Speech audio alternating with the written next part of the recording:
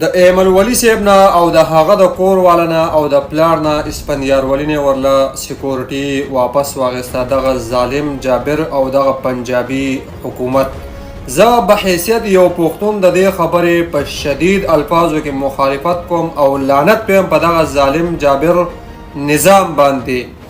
ایمل ولی صاحب سره زما سیاسي اختلافات دي، بلها ویډیوګانې مې ورپسې کړې دي، خو زه به حیثیت یو پښتون د پښتون سره په ظلم او په جبر باندې د دې مخالفت کوم او لعنت پیم په دغه ظالم جابر ریاست باندې او په دغه ظالم جابر حکومت باندې. که سحر ایمل ولی صاحب ته څه قسم نقصان ورسېد د دې ذمه دار به دغه ظالم جابر ریاست او دغه حکومت وي. کله چې په پاکستان کې یو سړی حق وینا شروع کړي او دغه ظالم جابر نظام له په سترګو کې سترګې اچول شروع کړي، نو یا یې وژني یا دې نه سکیورټي واپس اخلي او یا ورته څه نقصان رسوي. او زه ایمل ولی صاحب ته دا پیغام جاری کوم چې زما دا پیغام د تا ته ضرورت سي چې ته اوس سترګې کولاو کا. دا هغه پښتانه دي چې تا دې پښتنو ته ګند وي، دا نن ستا سره اوږه په اوږه ولاړ دي. دا هغه پی ټي آی ورکران دي چې تا وي دا ګند دی د دوی سره په ظلم باندې خوشحاله وي.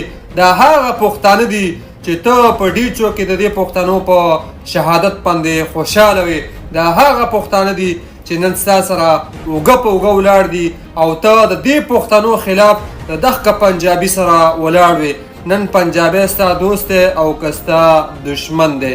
ته چې د چا په اوږه باندې راغلی وي او ناست وي، موږ به په هغو پسې خبرې کولې، ته به په موږ پسې لګېدلی وي. تا وي پی ټي آی والا ګند دی، دغه ګند ستا سره اوږه په اوږه ولاړ دی. سترګې دې کولاو که او راواپس شه او خپل پښتانه وپېژنه. ته پښتون یې، موږ پښتانه یو، موږ ستا سره شانه به شانه ودرېږو د دې ظالم جابر نظام خلاف. ته ودرېږه، موږ ستا سره ولاړ یو. او زه دغه ظالم جابر ریاست ته دغه حکومت ته ویم که ایمل ولی صاحب څه قسم نقصان ورسېد، ذمه دار به دا حکومت او دا ریاست. والسلام.